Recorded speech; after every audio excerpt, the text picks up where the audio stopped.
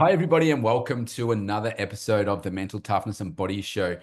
Today, I have a tremendous guest. We met, golly, I don't even know, Lucinda, maybe 12 months ago.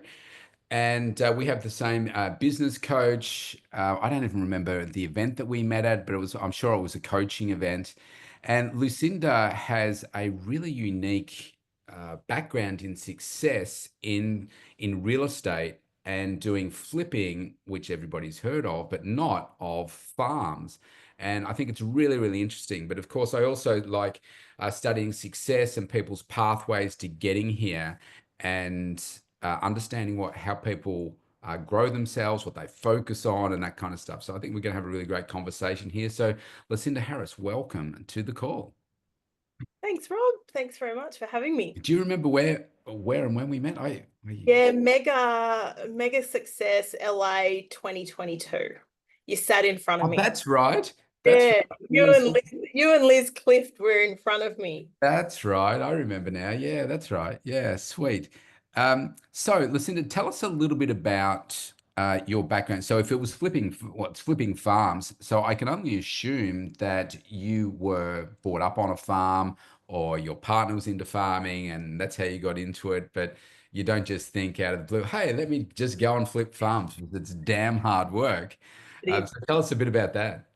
So I grew up on a sheep farm in Western New South Wales. I always loved the space. Mm, I the boarding school in the city and I couldn't leave in Sydney and I couldn't leave fast enough. All I wanted to do was get back to the country. yeah. Against my mother's better judgment and wishes for me, I married a farmer. And, we all do as our parents tell us, not. And I married a farmer from Western New South Wales. And that's how we kind of got into farming. Yeah, Uh, right. Do you know yeah, what? so Before you go on, it is really interesting, isn't it? I mean, I'm in Melbourne. I come from Bendigo. I don't know where Bendigo is in central Victoria. Do you yeah, know? Yeah, yeah. yeah, Victoria. And so my goal was to I studied accounting, did a bachelor in business accounting, came to Melbourne to work for one of the big firms. So for those listening on the other side of the world, about 2.5 hours away. And part of my goal was to get away from home. I just didn't like being at home. I wanted to be financially independent and all that kind of stuff. But of course, the irony was like Bendigo, I don't know, at the time I left, maybe a population of 70,000 people, something like that. Oh, what's Melbourne? Like 1.5 million or something at the time when I came down in 1990. Yeah, And I was hating it. I just hate. I lived in Hawthorne, which is like about 7 k's from the city. I could hear the trams going up and down. I lived in an apartment, and I just hated the built-up nature of it. And it was a real hard time for me adjusting. So I absolutely get loving the space and stuff. And now, well, I still live in Melbourne. I'm out in Pakenham, which is 70 k's about out. And like seriously, on the walk I go to each morning, even though I live in a built-up estate, there's sheep. So I go up and yeah, love. say hello to the sheep. They're on the only vacant block in this, in this estate now. So I really understand how hard it is to adjust. And once you've lived that lifestyle, it's hard to change from it, isn't it? I think you either love it or you hate it. I mean, I know so many country kids that grew up on farms and they couldn't get to the city fast enough. We had that experience of 6 years at boarding school in high school, and I was just like, I think two out of 130 girls at my school that left Sydney that just Yeah, couldn't get right. out of the city fast enough. Yeah. Um, and I Yeah. wanted to marry I wanted to marry a country boy, and I succeeded. Yeah. um, and it is hard. It is a hard lifestyle. I think wherever you are, it's a hard lifestyle. People think, the country's all sunshine and roses, but it is one of the toughest jobs. You don't work 9 to 5. I remember Stephen would leave the house before sunup and he would definitely not be home before sundown. Yeah, yeah. And it's so dependent on the weather. I mean, the farm, like all the farmers up around Benny and stuff, they'd always complain. I Yeah, mean, I think too we went much through one. rain, not Yeah, enough rain, yeah, yeah, yeah.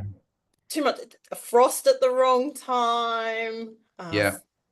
windy because they couldn't do certain jobs when it's windy, like we're never happy. And that's what I always joke about. The And farmers never there's happy. just so much capital outlay in equipment, the land, the Yeah, crops and everything. And it's so dependent on yeah, getting the rain at the right time and all that kind of stuff. right.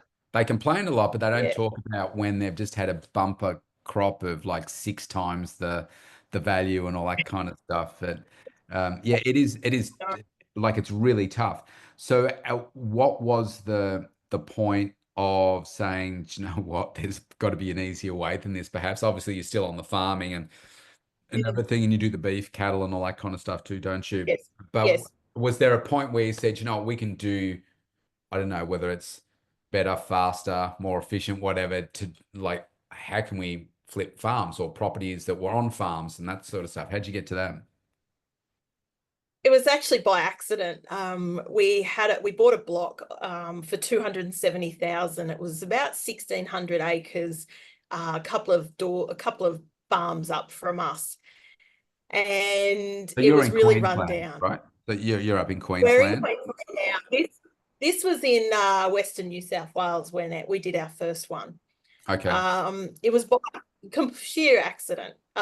So we bought this block and the fences all needed to be redone. It was a flooded block, so we had a huge amount of scrub that just made the land really unusable. It was a cattle block, like it was just run purely for cattle. And it was starting to get overrun by scrub, and there was not much grass left for the cattle. So my Right. husband decided that he would hire a dozer and just like keep all the rubbish, and it turned it out to be a beautiful block. Anyway, it was virgin farmland. And when you convert cattle farms to cropping, you pretty much triple the value of your property. Um, Okay. per acre farming has a better number, has better, like cropping has better numbers. Right. So the Which I guess neighbors, makes sense the because the cattle need so much, don't they? They need so much land to graze. Yeah. yeah, but you can only have so many per acre, and by Yeah. the time you plant to a certain amount acre, the income comes in. Um, there's more income to be made from cropping. Less playing around too. Cattle, you got to drench and backline, and you got to get them in. You got to make sure you're calving okay. There's a lot of intensive, and cropping does too, but it's more structured.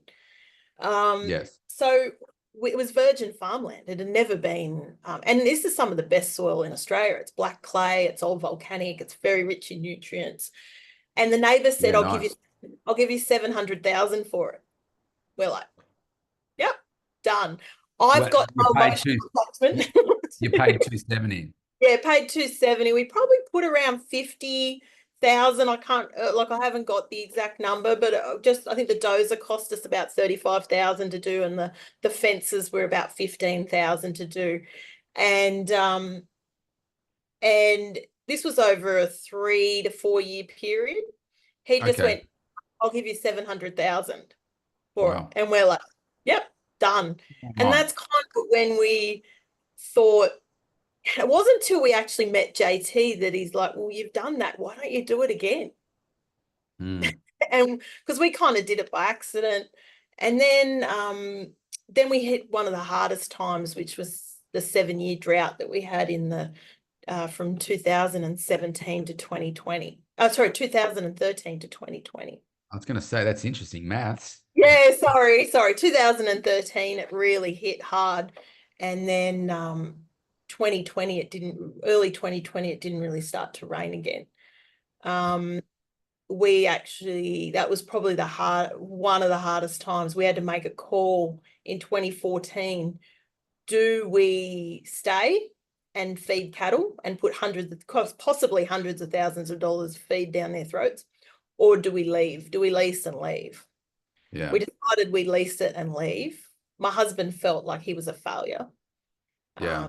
that had been in the family. I was really happy because I was like, I didn't want to stay. And Get away from the stress of it. yeah, the community was starting to get very depressed. People were starting to commit suicide. Oh dear. like really, really tough times were coming, and it just wasn't a great place to be. And I'm always the thing, if you don't like it, change it. So we left, we leased out the farm, and we were so broke. Because this other transaction didn't happen till later on that year. The previous transaction, he didn't hit us up till 2014. So we left. We moved to Darwin. We were Oh, broke. wow. Yeah, we moved to Darwin because I'm a nurse by trade, and we can work anywhere in the world, remote, Yeah. city, whatever. And my husband in previous droughts Stephen had trained in the mines, Right. because everyone around us that had children coming back to the farm always said, don't come back unless you've got a trade or something, because farming gets tough. Yeah. Anyway, so he had retrained in the previous drought to work in the mines. So we moved up to Darwin. Best decision we ever made, 4,000 kilometers away from home, but best decision we ever made. We came in that decision, that 7 years earned us an extra probably 1.2 million on Yeah. that Right. property that we owned. Okay. And then we sold it. During that time, like before we left, we'd converted it from a cattle farm to a cropping farm, and obviously the drought hit, and yeah, weren't able to make much money during that time. But holding that property, and with rural land the way it is, I mean, it's gone up 3 times in the last 10 years, the value Yeah. of farmland, because we're not making any more. Our population is exploding, the world population, and they're using more and more farmland to build houses. Yeah. So farmland is becoming increasingly challenging to get. So the value went up. So that decision earned us an extra 1.2 million, roughly. So, it was a hard decision, but it ended up being the best decision, which has put us in a really good position to do what we do now and flip farms, and which we've done in Queensland and in the Northern Territory.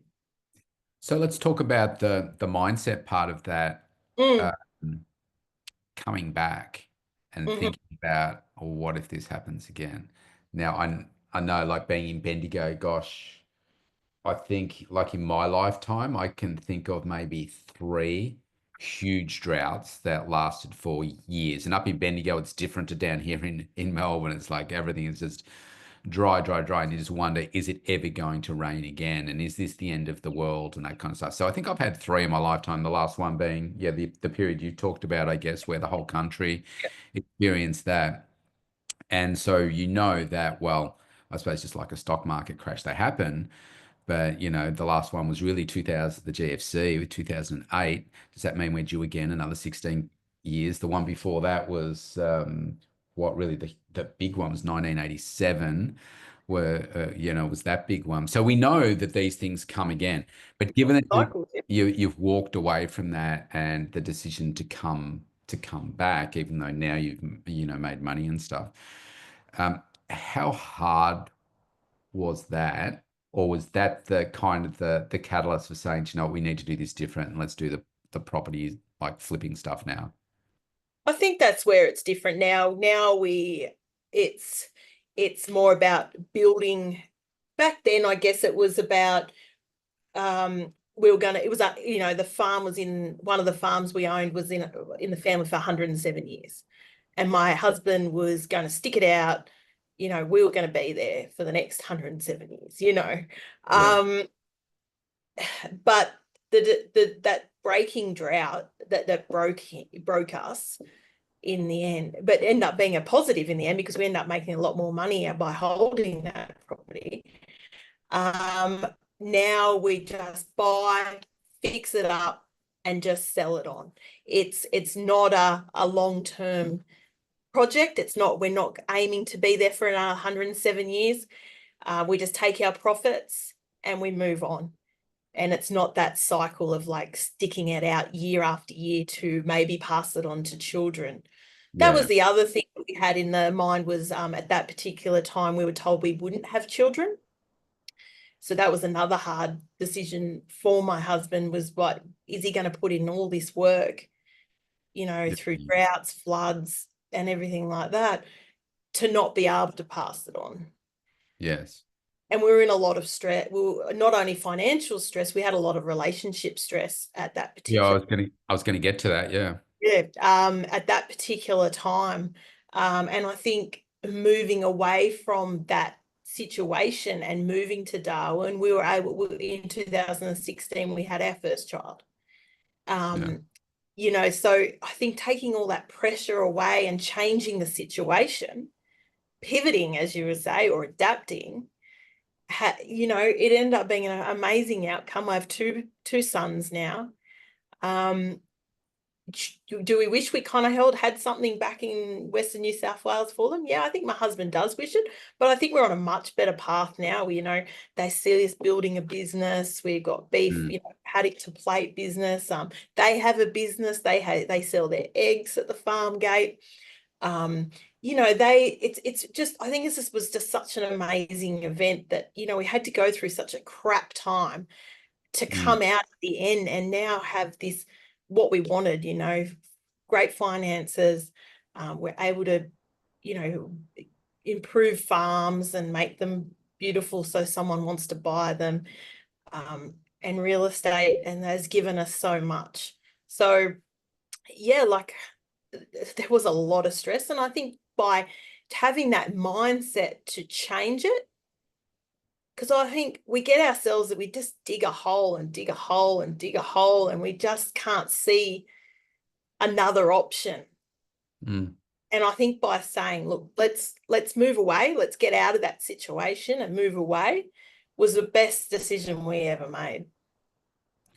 So I won't, I mean, only share what you want to share here. And Mm. I said I wouldn't ask you questions you couldn't answer.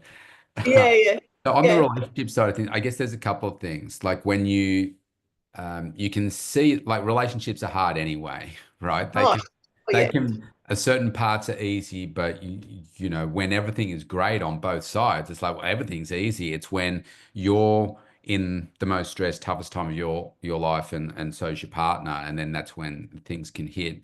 And there's an emotional aspect for him if he's attached to the farm and so forth, and you're like, do you know what, this we just got to get out of this, and so that makes it really tough. So tell us about um, like, I suppose the process of, you're under so much stress and you've made the decision to move. I guess there can be a point where it's like, do you know what? You don't sell, I'm going, because this is destroying us, it's destroying me, and it's not worth it. And like, how you make sure that this makes you stronger, which I'm hoping it has. Yeah, definitely. Definitely. At what point? I think I think we got to the end of 2013 and things were really bad. Like, So I you're actually, a year into drought. yeah, year into drought. We also had a business building rural fences as well. We didn't just stick to farming. We had an outside business where we built cattle yards and sheep yards and Okay. rural fences for people as well. And as soon as there's an inkling of drought, the money dries up for Yeah. farmers. Like, they just hold on because they know, crap, good times they'll Quite spend, good. Yeah. spend because they have to for tax reasons. And then as soon as, stops raining, they just like tighten up. So we had that business and we had the farm and we we're feeding cattle and stuff like that. And we weren't able to have kids. And that was a big turning point in my life because I had to make a decision. Do I stay with someone? Because, Look, I do we spend suppose. the next Yeah. weeks together, with no kids, or do we leave and then I go find someone else? Yeah. Like, that was what was going through my head at the time. And I left for a week, and it wasn't separation or anything. I just Yeah. had to leave. I had to remove myself so I could see a bigger picture. And I'm that kind of person. I like to get out of that situation, go and have a think about it, get into a new position. And I came back and Steve's like, I can't live without you. And I said, I don't think I can live without you either, but we need to change. Yeah. Yeah. And he's like, right, I need to go find work. And I was like, well, I'll go back to nursing. Um, and I did. And we moved to Darwin, and he got a job within 36 hours because he's a farmer, and everybody loves farmers because they work hard. They're multi-talented, they Yeah. fix everything. And as I said, he got on to a very, very good job up there, and I got into nursing up there, and we actually earned a bit more up there than most nurses in Australia because we're classed as remote. So Oh, yeah, finances got really good after about 12 months. So, yeah. it was hard, that making decision, but we really had to look outside the square and think, how are we going to make this better? Because we can't sit here and continue as we were. Yeah. That's I'm much more emotional these days than, with the loss of my daughter and everything now. Yes. Yeah. That's really hard to hear you say that. And that makes me feel emotional hearing you say, well, you're considering, do I leave and go with somewhere else? So, with someone else so that you can have kids and that kind of stuff. And I think most men don't understand that because we're just, we're just different. Yeah, Uh, well, that's the nurturing, that's right. mothering. That's our biological clock was ticking. I still had a few years. I was, I think, early in my early 30s at that particular point. And yeah, it was a hard decision, but we stuck together. I've got a really good husband. I've got a really good man. I found a great man, and I mean, I'm a bit neurotic like that. I did leave for a week just to get out, but he understood. I had to go and do my thinking in a different spot. Yeah. Um, You just got to get out of the kitchen, so to speak, don't you? So that you can just think logically about what's important to you and so forth. So I think it's well done to both of you for not just the relationship side of things, because at the end of the day, the relationship is more important than all the money and your children and your family and all that kind of stuff. But to be able to now turn that into this, I think is really quite special. So well done to all of and I you. think I think JT had, as we have the same coach, JT Fox, and I think having him come into our life in 2018 was pivotal because I've always, it wasn't actually the drought that ever made me want to get out of that particular farming area, was actually a flood. Um, The was joys actually of Australia. Australia droughts and flooding rains.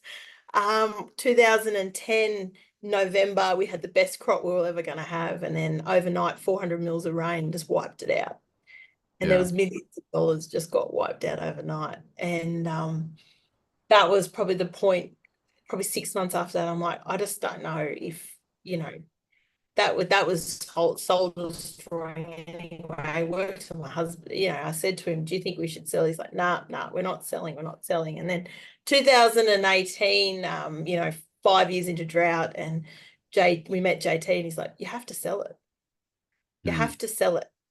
Think about the amount of time you've spent in drought, the floods, Yeah. all that you've been You're through, just hoping for and that. then that's It's next year. It's next season. yeah, next year, next year, next year. It's like gambling, isn't it? Yeah, I You guess. like the next race, the next race, or the next hand, the next hand, the next spin, or whatever. Yeah. Um, and JT was pivotal in that decision because hearing it from someone else, we talked about it and thought about it, but JT saying to Stephen, think about the amount of years you've been in drought. Think about the amount of years what you've really income that you've really made from this particular place. Yeah. Think about it. What, is it, is that something you want to continue with? And then my husband was like, no. So it rained in 2000, end of 2019. Then we had 3 offers straight up. Yeah, right. So yeah, we got out, and as I said, best decision we ever made. Yeah, beautiful. So I Mm. guess now, obviously you've had some success in this area. And I guess, people hear the numbers. You said, you made 1.2 million, you made, you know, what do you say? I suppose $430,000 maybe Yeah, from the yeah. previous one. People are adding up the thumbs. It would be easy to become complacent with, where you are and just say, oh, well, let's just go move to the city and just not worry about these things. But of course, that's not what we do here at the Mental Toughness and Body Show. We want to keep on building that success, don't we? So tell me a bit about what's your mindset around that, how you keep on, growing yourself and growing relationships and so forth. I'm talking about business relationships and stuff, and yeah, maybe what the future looks like for you. So we want to work now with, so currently got one farm that we've finished on the market. We're currently looking at another one. We're negotiating with another one at the moment, but the current one's up for sale. Once that goes through, well, I'm not even waiting. Actually, I'm not even waiting for that. We're we've got a product at the moment. We're looking at beef, and and we're looking at expanding that operation and Hmm. um, building up the beef business, and then acquiring more farms to feed that business. That is what we're looking at the moment, with like an ecosystem, acquiring some butcher shops across southeast Queensland, because we want to have our meat, and other small farmers or even maybe larger farmers sell directly from their farms into a butcher shop. A bit like what they do in Ireland and the UK, where they have farm shops. Okay. Um, so that's what we're looking at doing at the moment, creating a bit of an ecosystem, possibly restaurants in the future, um, providors, that kind of thing. Just building up this, and with the butcher shops, if they're making them profitable, and then that can buy more farms, and then having this maybe doing sheep and then pigs, and doing that all to feed into this ecosystem. So that's something that's 2025 is we're going to be working on. um, the farm flipping side of things, we really want to hand that over to do work with young farmers, because at the moment, 100 acres is $2 million in Right. a cheaper area, southeast Queensland. I mean, then they've got to come up with at least 30 or 40% deposit. So that's $600 to $800,000 deposit. Yeah. These like, yes, and a lot of them don't have family properties to Yeah. fall back on. Yeah. That's So how they've got to fund it themselves. Yes, so that's what we're looking at working with as well in 2025 and 2026. Is I've met a couple of young farmers who are desperate to have their own land and are very interested in buying something that's run down. And we sort of worked with them as money partners and help them Mm. along. And then then we sell for profit, and then we split profit, and then they take that into their next project, and then finally they'll work, have enough to buy their farm that they want to buy and hold on to, or whether they want to keep going and flipping, I don't know. But I just really want to see young farmers get into the market, because Australia's farming population is aging. The average Yeah. age of a farmer is in their 50s. If we lose farming, Australia loses a massive part of its GDP. Well, I was going to say, what do you see as the future of it? Because I can see that because it is so hard that the generation coming through now are just like, I've Yeah, I seen don't know I've I've seen mum and dad work so hard my whole life. They're always fighting about certain things. There's it's so dependent on the weather. People talking about global warming, all that kind of stuff. It's only getting more unpredictable. Like today, we've had, well, for typical Melbourne, we've had beautiful sunshine. We've had a storm. We've had two storms, and now it's like 27 degrees or something, but it's overcast, and there's probably another storm coming. Like, it's just so unpredictable. And it seems like we're not a great country in terms of We haven't designed our country so that we can be self-sustaining. So we're exporting a lot of stuff, but we're importing more stuff than we're exporting, and we don't have enough of those things that we need.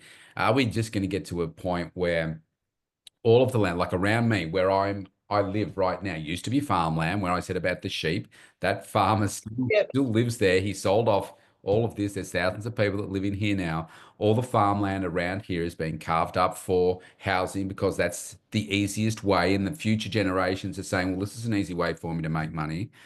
Are we just going to be importing everything from China, and we're just going to lose the skills, and yeah, the land is going to be swallowed up?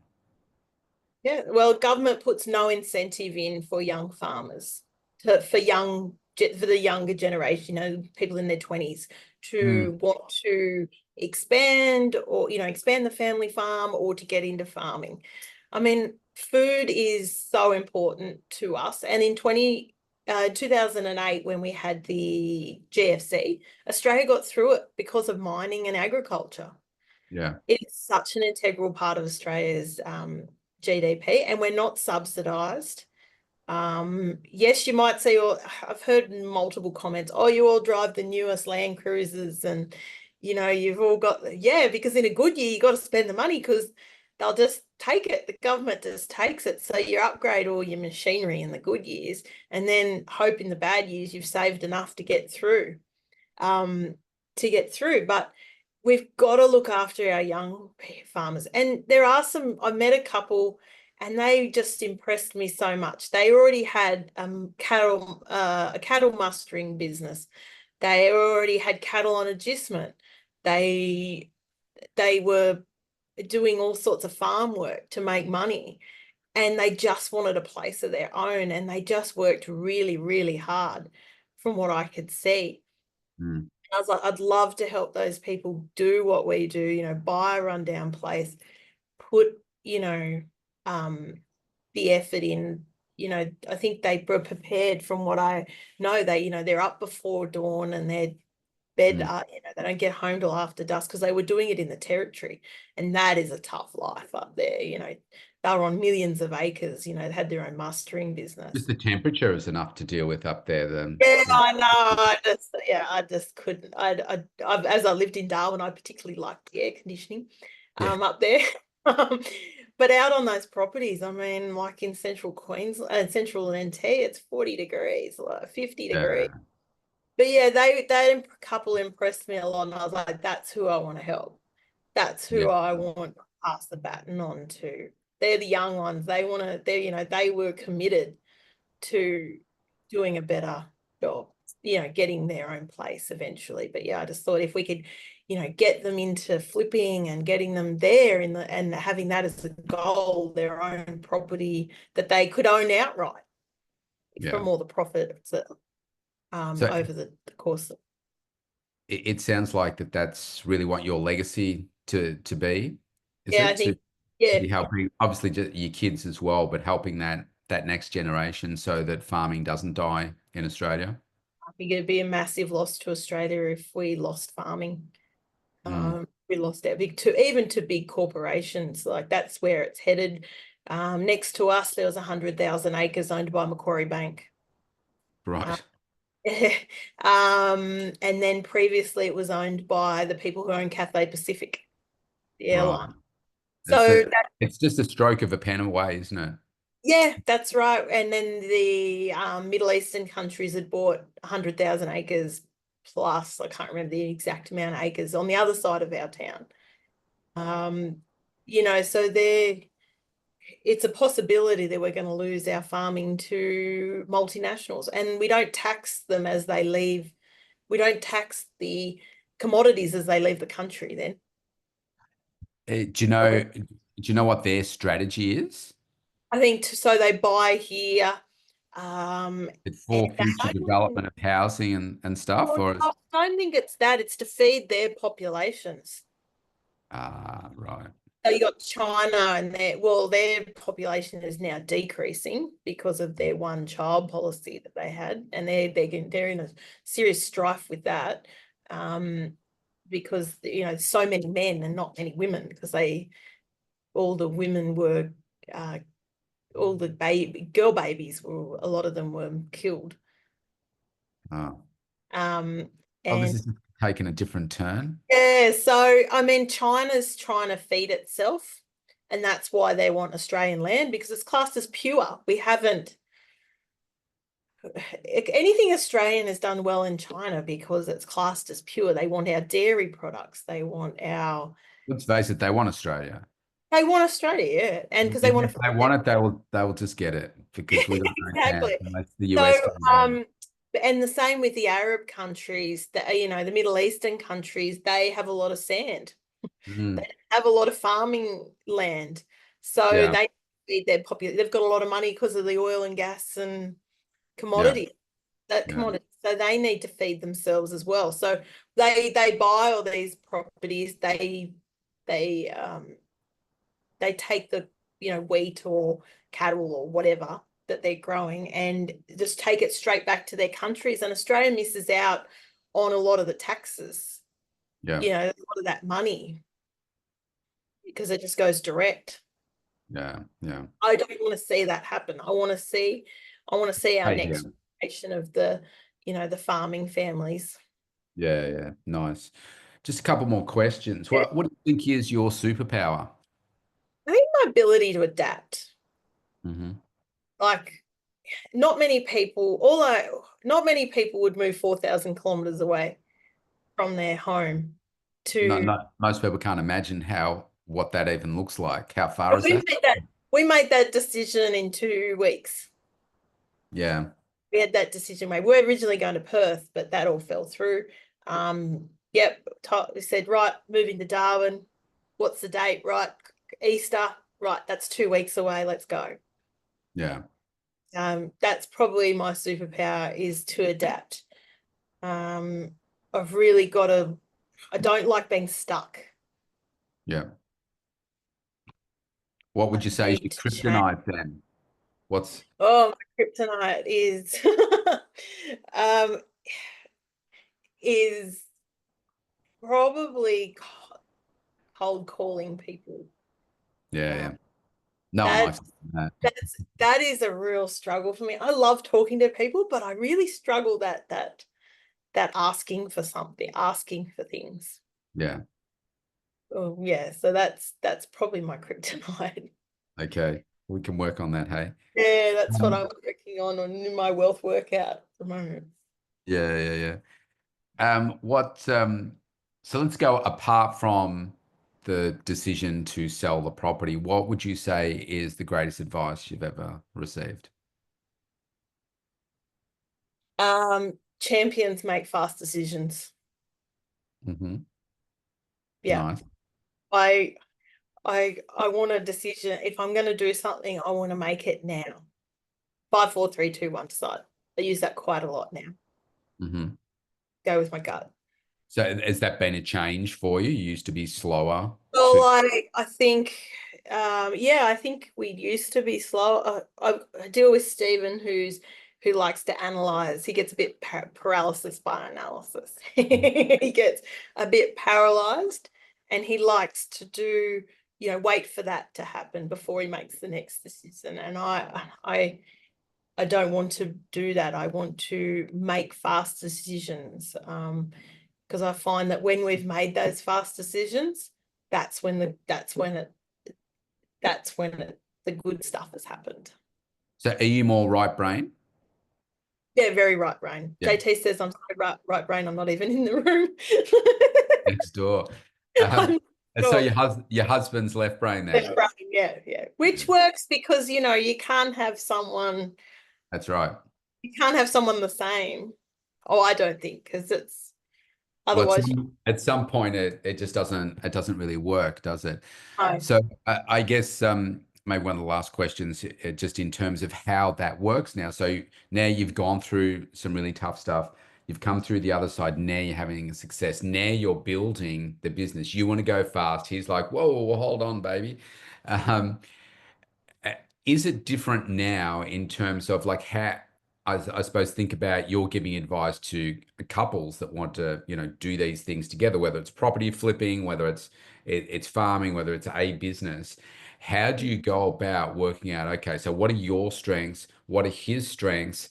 You kind of stay out of his way, he stays out of your way, but you're still working together, working towards that same cause, because you can see how it's just work, work, work, work, work, work, work. And because it's your own business, there's no break. And then you go to bed and it's like, we've got this problem, we've got this problem, we've got this problem. And it just never stops. And it can really have an impact on the romance, the love connection, all that kind of stuff. I think like the advice I would give to people is that stick to your own lane and what you're good at. I try to cross into his lane, and then it almost ends in divorce. Like I end up in the cattle yards with him and it almost ends up in divorce. So I have banned myself from the cattle Yeah. yards. I just go It's down hard to there. work out though, isn't it? Like you know what your superpower is, you know what your kryptonite is and whatever. And now, unfortunately, the kryptonite for a left brainer is also cold calling. So you got to find some way around that. But Yes. there is a like an art to find out, well, what are you actually good at, as opposed to Yeah. just being pig-headed and say, hey, no, you should do this in the cattle yard or whatever. You've got absolutely no Yeah. idea. But you've got a Yeah. strong view. So Yeah. that's hard. I'm always too slow or I don't do anything right. I've just taken myself out of that equation.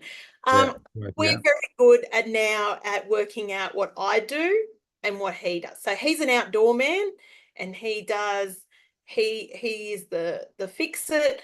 He's the doer. I am the relationship builder. I handle the events to build relationships.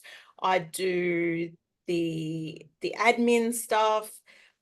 He hates computers. He barely knows how to Cool. turn one Yeah. on. Um, I do all that sort of side of stuff, and he's very good at fixing things, doing things, outside or he's an indoor. He's handy indoor, with the handy fixity kind of things too Yeah. indoor. Well, but I leave that to him, and he leaves the relationship building, the admin, computer stuff to me. And I think if we stick to our lanes, Yeah. It it works well it works really well. Yes. with a really effective communication, obviously. Effective communication. So he really wants to do this butcher shop ecosystem. He's been really good. He's been looking at the numbers and, doing all that sort of stuff, which is very left brain. He likes those sort of Yeah. things. Yeah. He's leaving the relationship on the other side of things to me. But he Yeah. will do, when it comes down to seeking other farmers and all that sort of stuff, that will be his avenue because as much as I hate to say this, farmers like to talk to, so usually, not all the time, but yes, mostly dealing with male farmers. They Yeah. want to talk to other male farmers. Yeah. Yeah. Yeah. Also, I leave that to Stephen because he does all his cattle work and he does all his Yeah. tractor driving and stuff. My mum said never learn how to drive a tractor because my mum grew up on a very large farm sheep station in Western New South Wales. She said, never learn, and so my grandmother said too, never learn how to drive a tractor or a motorbike because you'll always be on it and not doing the things you're supposed to be doing. So, so I leave all that sort of stuff to Stephen, and farmer to farmer, he will do the direct to the farmer, talk to direct to the farmers. Yeah. Yeah. Geez. And I'll It's stay in my lane. Yeah, okay. Sounds Yeah. good. We didn't really cover this. Maybe we can quickly talk about this in terms of like the process of flipping a farm. I've been to plenty of farms, never lived on one, but I imagine you're looking at a property and say, okay, well, it's made up of several pieces, Mhm. and you're looking at, okay, there's the physical property, like the homestead, if you like, the Yes, that's my house. domain, yes. And then you've got shedding, you've got Yes. fencing, Needs- you've got dams and that kind of stuff. Yep. So I guess what you're looking for is, okay, can we get the biggest bang for the buck? And where obviously we can renovate a home like anyone would think, well, hey, you can flip a home and make it modern and all that kind of stuff. And then you look at the shedding, is it up to scratch? Can it be expanded? Can you easily expand it? I have no idea how much it costs to expand a dam, but if you put more water in there, then it makes it more attractive and stuff. But and the fencing, making sure that that's all good. Is that kind of the process that you go through? Yeah, so it's actually funny because Steve and I did a video of Stephen the other day when we are going to have a look at this a property on the south side of Brisbane. I said, "What are you looking for when you look at a farm?" He goes, being very left brain. Um, he was quite uncomfortable. It was very funny though. Being on He camera. Yeah, I got him on camera. Actually had 23,000 hits, which I was very impressed with. Wow. But anyway, so yes, we drive in and we first thing is looking at what are the fences like? Are the cattle going to get through? Or your stock, sheep farm, Mm, whatever. Cropping farm, not so important yeah. because you don't have any stock getting out. But he drives in. What do the fences look like? 'Cause you want a really nice aesthetic feel when you walk in and when you drive in. What's the gates like? Okay, so we're driving in. Okay, what weeds are growing? Is it overgrown with weeds? Are they noxious weeds and all that Yeah, kind of, not just weeds, got a lot and of the them. scrub and all that that you said Uh, before when you yeah, first. Yeah. scrub, yeah. Yeah, like is it going to be able to, how flat is it or how hilly is it? Are you going to be able to crop? Are you going to be able to drive a tractor on it? So the property we've just opened house last weekend is like that. So we had to buy a remote control tractor to Okay. work on the hills here to get rid of to make it all back to sort of like a golf course because Yeah. it just was up in Lantana. We look at the sheds as you said. What can you fit in them? Are they high enough to fit a tractor? They're going to fit vehicles? Are they going to fit slashes, motorbikes, that sort of thing? The one we're selling at the moment, there was 3 sheds on a lean like that, so we just got rid of them.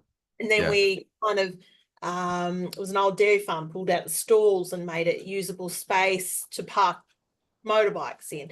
Yeah. Cattle yards. If you got cattle, what are your cattle yards like? At the moment, like we just had these wooden cattle yards that were terrible. They were all falling down. So we pulled them out, put new Fine. cattle panels in it, yeah, and a new crush, and build a roof over the top of the crush. So when you're working in the cattle yard, you're not in the direct sunlight Yeah. and it's not so hot because Queensland's pretty hot at times. Then we look at dams, as you said. We had 3 dams. We've now converted them to 6 here just by cleaning out certain areas. We've got a creek that we've cleaned out as we've done a bit of cleaning out as well. We put a couple of roads through so you can access certain parts of the property that we couldn't access before. Yeah. Yeah, so and then I look at the house because Right. that's kind of my domain. And I look at functionality of the kitchen, how many bathrooms there are, the same thing you look at any, like what Yeah. they do basically, Yeah.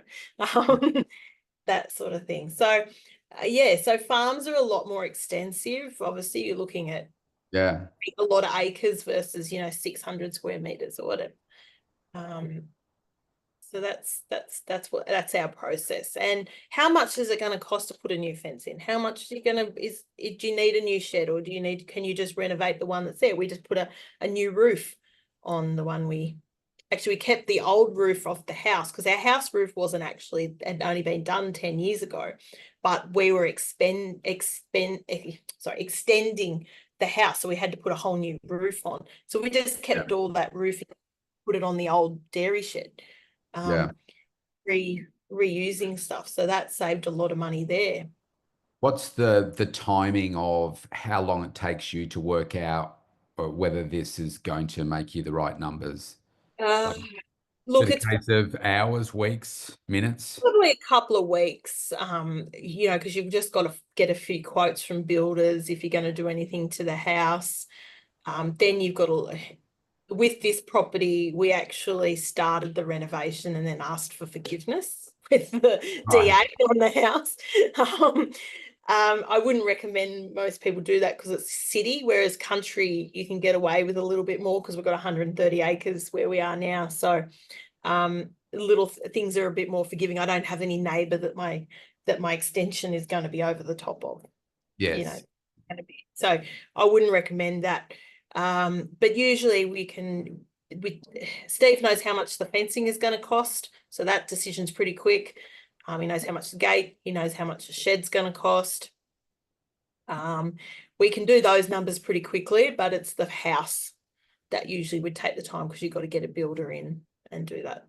Yeah, right. Okay. Right. Mm. Well, Lucinda, this has been really interesting. Thank you. Getting to hear about your success, how you've done it, and going through the struggles and everything. I'm going to give you the last word in a minute. But if anyone wants to follow you, you can see Lucinda's name there at the bottom. I guess just on any of the social media platforms, they can see the work that you're doing, which is really, really tremendous. It's really, really impressive. You should be both proud of yourself, what you've been able to achieve at this point. And I think having that legacy of helping that next generation of farmers is really powerful. Because I just don't, like you said, there's no government incentives there, so I just don't know that there's a big community of people out there that are wanting to support it.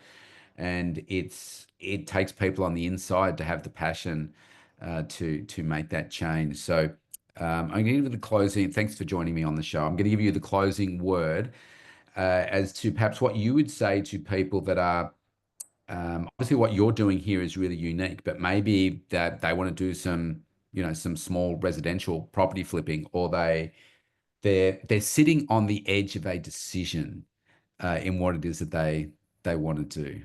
How would you inspire them? Look, I always like to look at all aspects. Have a look at everything that you can sit down, have a look at everything in any direction you want to go. If you want to flip small residential properties, phone the agents. Go and have a look at as many inspections as you did. One farm, we did 87 offers before we got one. And this farm that we got, we had to look at 28 different farms before we got to where we are now. So just keep putting the hard work in. It will all pay off.